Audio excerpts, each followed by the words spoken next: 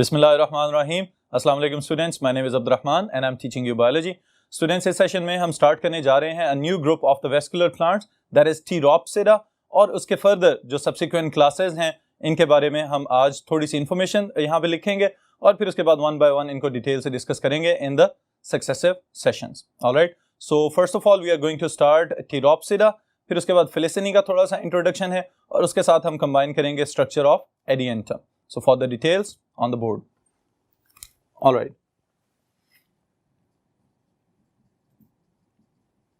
सबसे पहले नंबर पे अभी तक जो हम डिविजन्स पढ़ के आए हैं स्टूडेंट्स, उनको जरा रिवाइज कर लें। The first group was the non vascular plants, और उन नॉन वेस्कुलर प्लांट्स का नाम था ब्रायोफाइट्स। ओके, ब्रायोफाइट्स के बाद हमने देखा कि वेस्कुलर प्लांट्स का आगाज हुआ है और उस ग्रुप का नाम हमने रखा ट्रेक्योफाइट्स। ट्रेक्योफाइट्स के अभी तक हम जो ग्रुप्स पढ़ के आए हैं there are Psilopsida, okay, Lycopsida and Sphenopsida. इसके बाद अब वेस्कुलर प्लांट्स के और एवोल्यूशन के प्रोसेस से होते हुए आज इस लेवल में हम खड़े हैं कि अगला ग्रुप जो है दैट इज टीरोप्सिडा, और इस टीरोप्सिडा को किन ग्रुप्स में डिवाइड किया जाता है ये मैं यहां पे मेंशन कर रहा हूं। So we are going to start from the Pteropsida. These are vascular plants, लेकिन इनको फर्दर हम डिवाइड करेंगे तीन मुख्तलिफ क्लासेस में। Alright, the first one are Felicity. Number 2, Gymnospermy. And number 3,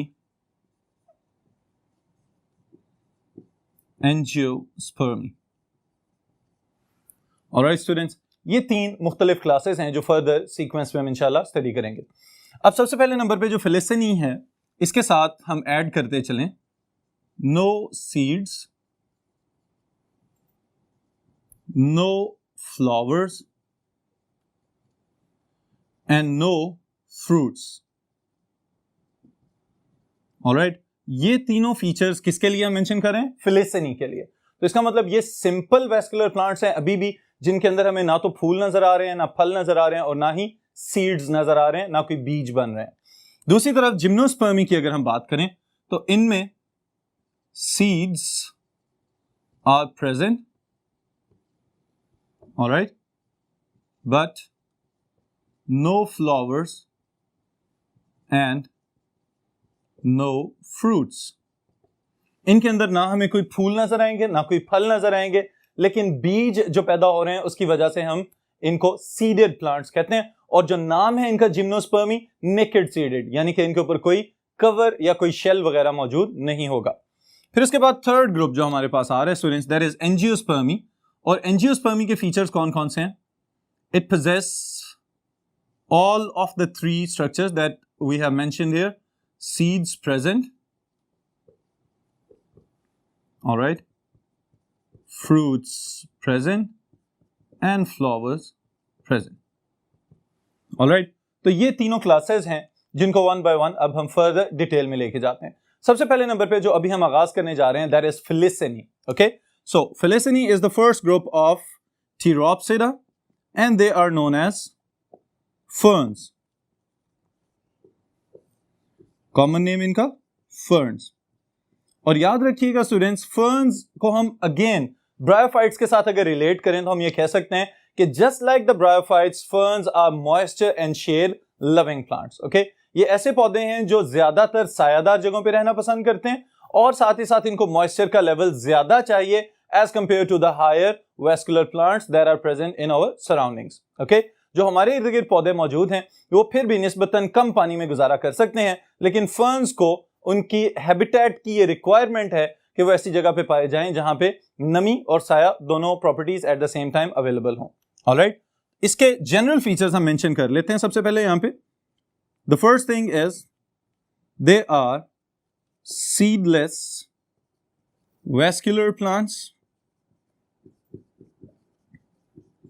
ऐसे पौधे हैं जिनके पास वेस्कुलर टिश्यूज तो मौजूद हैं, जाइलम और फ्लोएम कंडक्टिंग स्ट्रैंड्स वगैरह भी मौजूद हैं, लेकिन इनके पास कोई बीज बनाने वाली सलाहियत अभी तक डेवलप नहीं हुई। फिर इसके साथ ही साथ जो इनका एक एडाप्टिव फीचर या यूं कह लें कि इनका एक advance feature as compared to the previous groups, वो क्या है? that their sporangia are present on leaves. Alright, जिसकी वजह से इनके लिए एक मखसूस टर्म यूज की जाती है, that is foliar sporangia. कि इनके जो स्पोर प्रोड्यूसिंग स्ट्रक्चर्स हैं वो पत्तों के ऊपर मौजूद हैं, तो पत्तों की मुनासबत से हमने इनका नाम रख दिया foliar sporangia. ऑलराइट, फिर उसके बाद students next property is an important short question. आपके बोर्ड के सवालात के लिहाज से एक इंपॉर्टेंट शॉर्ट क्वेश्चन है, और वो क्या है? What are fronds? So, what do you know about fronds? Fronds are the leaves of ferns. Alright? Ferns के जो पत्ते होते हैं उनके लिए हम ये specific term use कर रहे हैं, that is fronds. और fronds की जो development है उसके अंदर एक और important short question आपके लिए छुपा हुआ है, और वो क्या है? What is circinate vernation?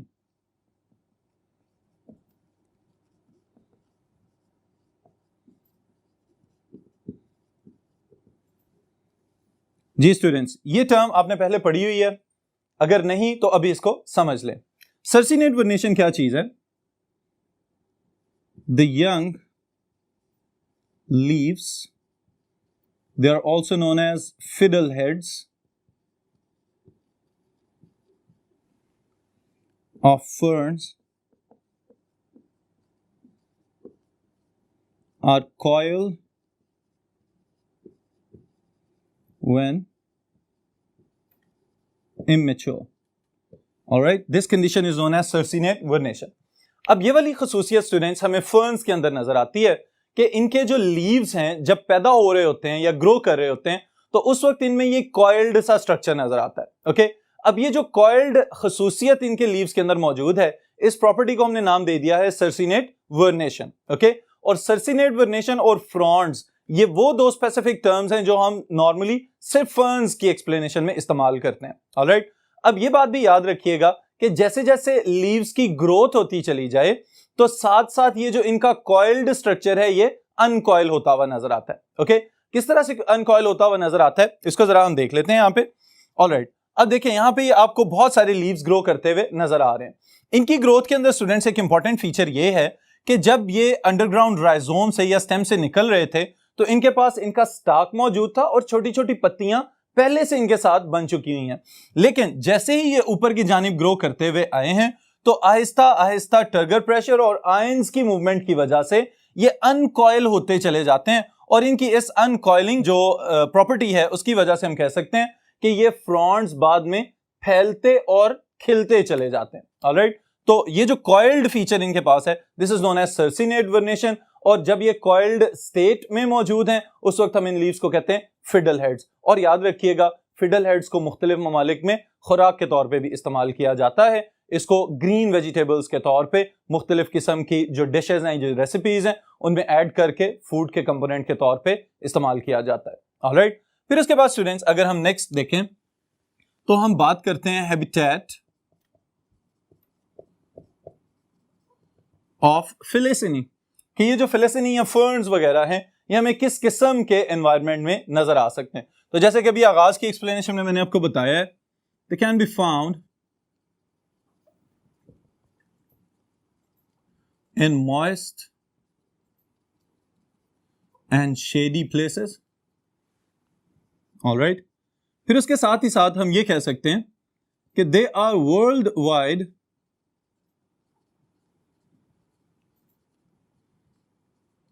in distribution but more common in tropics. Alright, अब ये वाली चीज स्टूडेंट्स जो दो वर्ड्स, जो दो अलग-अलग से पॉइंट्स हमने बनाए हैं यहाँ पे, एक तो आप याद रखिएगा इसके अंदर मैंने ट्रॉपिक्स की टर्म यूज किया. ऑलराइट, और दूसरे नंबर पे मैंने ये टर्म यूज किया वर्ल्ड वाइड. इसका मतलब ये है कि ये मौजूद तो सारी दुनिया में है, पाए भी जाते हैं हर जगह के ऊपर, लेकिन उसके साथ ही साथ जो इंपॉर्टेंट चीज है वो है इनका एवोल्यूशन का ड्यूरेशन. अब याद रखिएगा कि उस दौर में ये अपीयर हुए और बहुत ज्यादा फैलते चले गए दुनिया के ऊपर जब मॉइस्चर लेवल बहुत ज्यादा हाई था और जमीन का टेम्परेचर इतना ज्यादा नहीं था. ऑलराइट, तो घने जंगल जहां पे डेंस किस्म की पॉपुलेशन है दरख्तों की, उन दरख्तों के साए में ग्रो करने वाले जो पौधे थे दे वर फर्न्स। और यही फर्न्स जो है स्टूडेंट्स, इनको रिलेट किया जाता है with the age of dinosaurs, के उस जमाने में ये सबसे ज्यादा जमीन के ऊपर ग्रो करते हुए नजर आ रहे थे। ऑलराइट, तो याद रखें कि ये आमतौर पे ऐसी जगहों पे आपको नजर आएंगे जहां पे नमी भी ज्यादा है और साया जितना ज्यादा होगा फर्न्स उतने ज्यादा वहां पे मौजूद होंगे। और यहाँ पे एक हमारे जो नॉर्मली हम किचन गार्डनिंग वगैरह की टिप्स घर पे इस्तेमाल कर सकते हैं, उसमें आप याद रखिएगा कि इनडोर अगर आपको शौक है कुछ पौधे वगैरह रखने का, तो उस सूरत में ferns are one of the best choices, क्योंकि इनकी बहुत ज्यादा इंपॉर्टेंस है, ग्रोथ इनकी बिल्कुल नॉर्मल होती है। तो ये बाकी पौधे जो आप लोग अपने घरों में रखते हैं उनकी तरह इनके गमलों या इनके साइज के फैल जाने से आपको कोई भी यूं समझें कि खौफ या खतरा नहीं रहेगा, बल्कि इनका साइज ही 1-1.5 फुट या मैक्सिमम 2.5 फुट तक होता है। तो इस वजह से आप इसको इंडोर गार्डनिंग के लिए इस्तेमाल कर सकते हैं। ऑलराइट, फिर उसके बाद students they can be found in hilly areas as well as plains, मैदानी इलाकों में भी पाए जा सकते हैं। ऑलराइट, फिर इसके साथ ही साथ स्टूडेंट्स एक और चीज अगर हम मेंशन करें तो वो है, अगेन मैं एक नई टर्म आप लोगों को दोबारा से बताना चाह रहा हूं, the term is fiddle heads. और फिडल हेड्स क्या होते हैं? The coiled leaves of the ferns. Okay, ferns के जो लीव्स हमें बलदार या कॉइल्ड फॉर्म में नजर आ रहे हैं, उस खास टर्म को हम कहते हैं फिडल हेड, ये जो इनके लीफी स्ट्रक्चर्स हैं।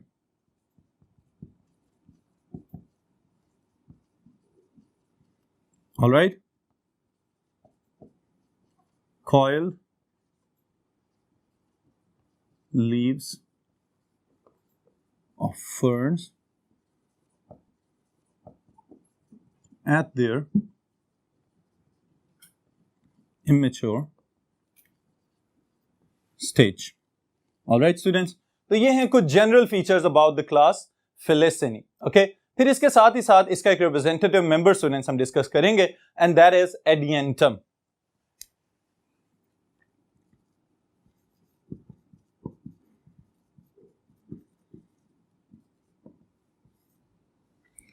एडियंटम। अब students, Adiantum is one of the members of class Filicinae. इसके अलावा और भी मेंबर्स हैं जिनके नाम आप मल्टीपल चॉइस क्वेश्चन स्टेटमेंट्स के लिए जरूर याद रखिएगा, अभी मैं बोर्ड के ऊपर लिखूंगा बाद में। अब एडियंटम के अंदर जो आप सीक्वेंस के लिहाज से याद रखेंगे, ये है इसकी सारी की सारी हेडिंग्स, वो भी मैं अभी बोर्ड के ऊपर मेंशन करता चला जाऊंगा। लेकिन इंपॉर्टेंट बात ये है कि ये सवाल दो तरह से पूछा जाता है स्टूडेंट्स। एक तो ये सवाल पूछा जाता है कि write a note on Adiantum. Okay, उस सूरत में आप स्ट्रक्चर भी लिखेंगे और साथ इसके लाइफ साइकिल वाला सारे का सारा पोर्शन आपने लिखना है।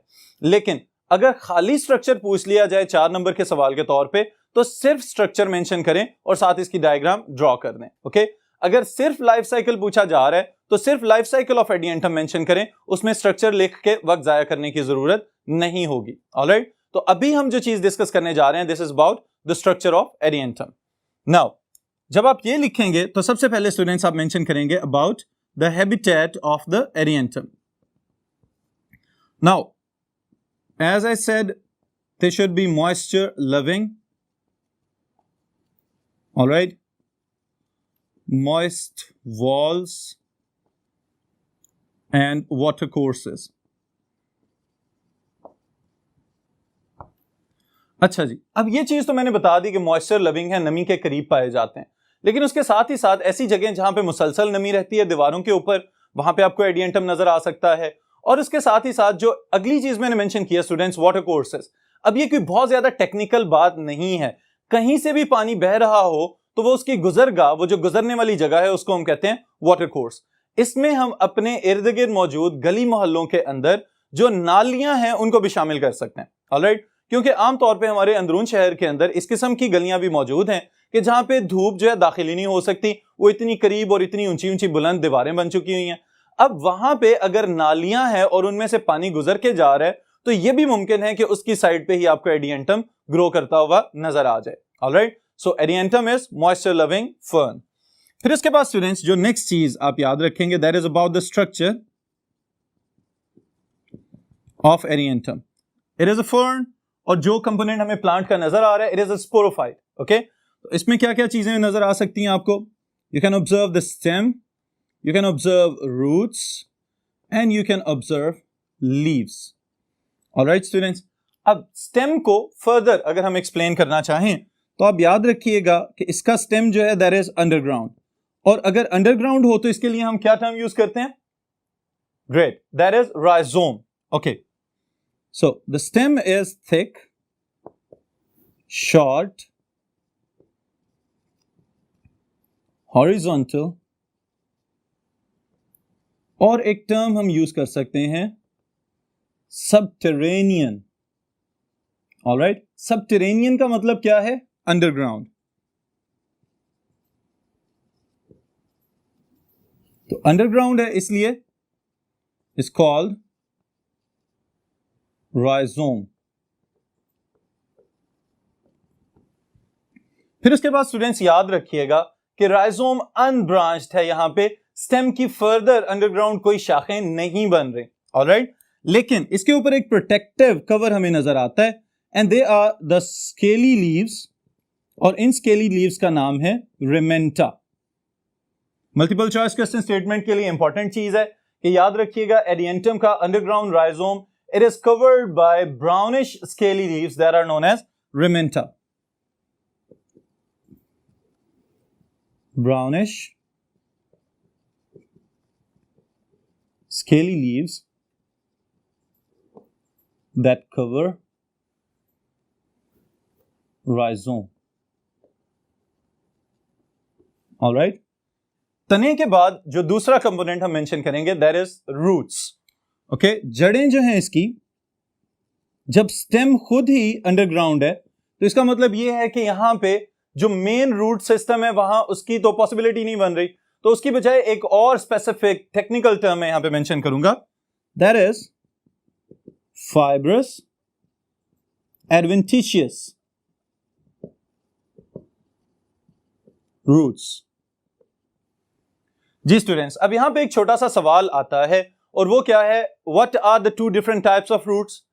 शाबाश, एक को हम कहते हैं टैप रूट और दूसरे को हम कहते हैं एडवेंटिशियस रूट्स। ओके, अब इन दोनों में क्या डिफरेंस है? तो याद रखिएगा, जब भी किसी सीड से अगर जर्मिनेशन हो रही है किसी प्लांट की, या किसी स्पोर से जर्मिनेशन हो रही है किसी प्लांट की, तो उसमें से जो पहला रूट के लिए डिटरमिन्ड स्ट्रक्चर निकलता है that is known as radicle. Okay, अगर तो कोई रूट जो है वो रेडिकल से पैदा हो रही है तो उसको हम कहते हैं टैप रूट। जैसे कि ये गाजरें और मूलियां वगैरह हमारे इर्द गिर्द हमें नजर आती हैं, these are tap roots. Okay, लेकिन if the roots are formed from any other structures other than the radical, तो फिर हम इसको कहेंगे adventitious roots। तो यहां पे भी हम ये याद रख सकते हैं, क्योंकि रूट्स जो हैं वो राइजोम में से निकल रही हैं, and rhizome itself is the stem. तो स्टेम में से निकलने की वजह से इन रूट्स को हम कह रहे हैं दीज आर adventitious roots, ये टैप रूट्स नहीं है। ऑलराइट स्टूडेंट्स, समझ आ गई यहां तक? फिर इसके बाद लीव्स वाले पोर्शन पे चलते हैं।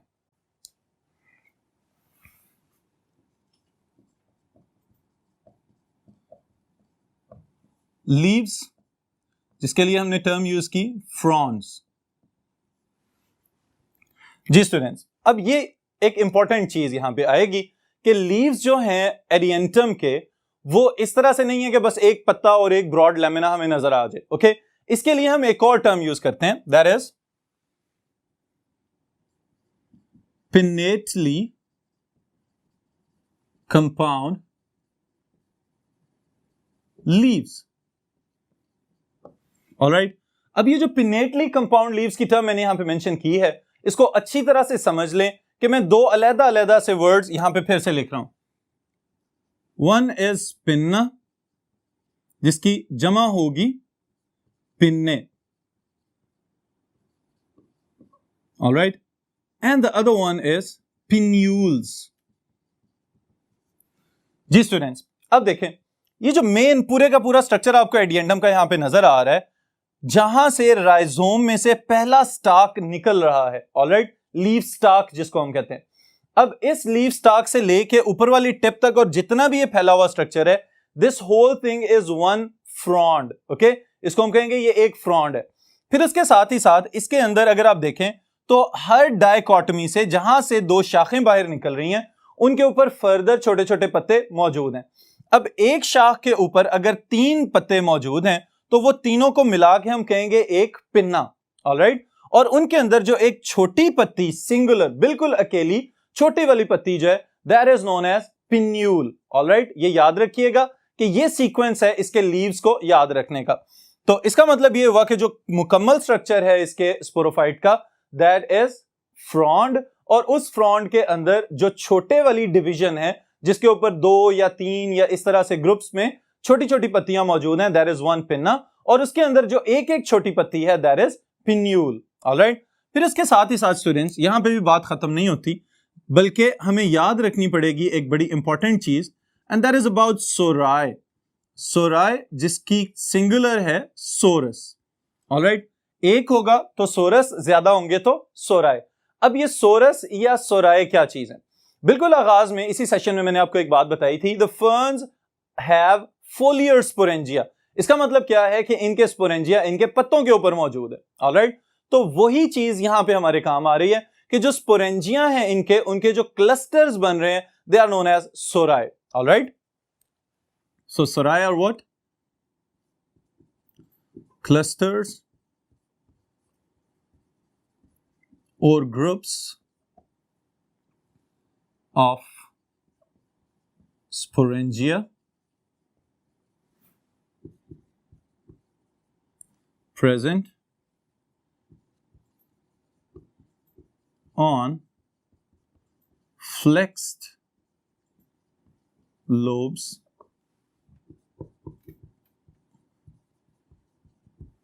of pinnules. All right, इसका मतलब क्या है? बिल्कुल किनारे जो एंड से जाके मुड़े हुए हैं, थोड़े से बेंड हुए हुए हैं, वहां पे उनकी निचली साइड पे आपको इनिशियली लाइट ग्रीन कलर के और फिर आहिस्ता आहिस्ता जैसे मैच्योर होते चले जाएंगे तो ब्राउन कलर के आपको स्पोरेंजिया नजर आ सकते हैं। ऑलराइट, तो इन ग्रुप्स को, इन क्लस्टर्स को हम कहते हैं सोराय, एक ग्रुप को हम कहेंगे सोरस। ऑलराइट, फिर इसके साथ ही साथ स्टूडेंट्स एक और चीज मैं बताता चलूं, that is known as false indusium. Now what is this?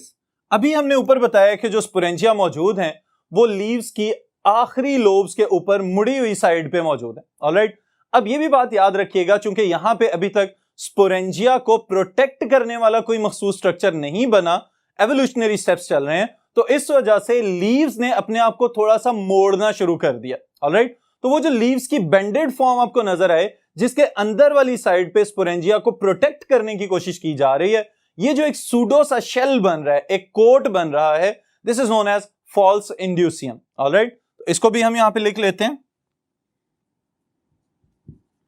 The bent margins of leaflets to protect sporangia. All right students, अब इसके बाद स्टूडेंट्स एक इंपॉर्टेंट जनरल नॉलेज वाली इंफॉर्मेशन भी है ये, और शॉर्ट क्वेश्चन की फॉर्म में भी पूछा जा सकता है, why adiantum is known as maiden hair fern. तो उसके लिए इसके लीव्स के स्ट्रक्चर्स में हमें जाना पड़ेगा दोबारा, और उसमें याद रखिएगा एक टर्म हम यूज करेंगे that is known as rachis. Alright, और एक टर्म हम यूज करेंगे दैट इज स्टाइप। अब ये रैकस और स्टाइप ये दोनों अलग-अलग चीजें हैं। ऑलराइट, जो स्टाइप है ये तो सिंपल लीव स्टाक इसको हम कह सकते हैं। Alright, this is the stock of the leave, वो पॉइंट या वो कनेक्शन जिसकी मदद से पत्ता जो है वो राइजोम के साथ जुड़ा हुआ नजर आता है, इसको हम कहते हैं दिस इज स्टाइप। फिर उसके ऊपर जो चीज हमने यहां पे मेंशन की है रैकस। रैकस क्या चीज है? बिल्कुल इसी तरह कि जैसे एक बड़ा लीफ हो, उसके दरमियान वाली वेन जो होती है उसको हम क्या कहते हैं? Mid rib. ऑलराइट, अब ये जो मिड रिब वाला स्ट्रक्चर है, इसी तरह से यहां पे एक मेन ब्रांच जा रही है जो कि पूरे फ्रंट के दरमियान में से गुजर रही है और डाइकोटोमसली ब्रांच्ड है, उसमें से फर्दर शाखें निकल रही हैं। इस स्ट्रक्चर को हम कहते हैं रैकस। ऑलराइट, अब इस रैकस का और जो स्टाइप है इसका कलर इनिशियली अगेन ग्रीन होता है, लेकिन जैसे जैसे मैच्योर होते चले जाते हैं तो ये आपको शाइनी डार्क ब्राउन या ब्लैक कलर का नजर आना शुरू हो जाता है। तो इस वजह से इसको रिजेंबलेंस दी जाती है कि शायद ये जो मेडन हेयर की टर्म यूज की जा रही है, इसमें मेडन का लफ्जी मतलब ये है कि कोई गैर शादीशुदा दोशीजा। ऑलराइट, तो उसके बालों से मुशाबहत देने की वजह से इसका नाम रख दिया गया this is maiden hair fern. लेकिन अंडरस्टूड सी बात है कि जरूरी नहीं है कि सिर्फ गैर शादीशुदा दोशीजा ही हो, कहीं भी अगर बालों की केयर की जाएगी तो वो डार्क ब्राउन और शाइनी या ब्लैकिश हो सकते हैं। Alright, so this was the whole thing about the structure of Adiantum. Students इसको याद रखिएगा, लॉन्ग क्वेश्चन के पार्ट के तौर पे ये सवाल पूछा जा सकता है कि write a note on structure of Adiantum. तो आप यही सीक्वेंस फॉलो कीजिएगा, इंशाल्लाह ताला फुल मार्क्स आएंगे। फिर मुलाकात होगी।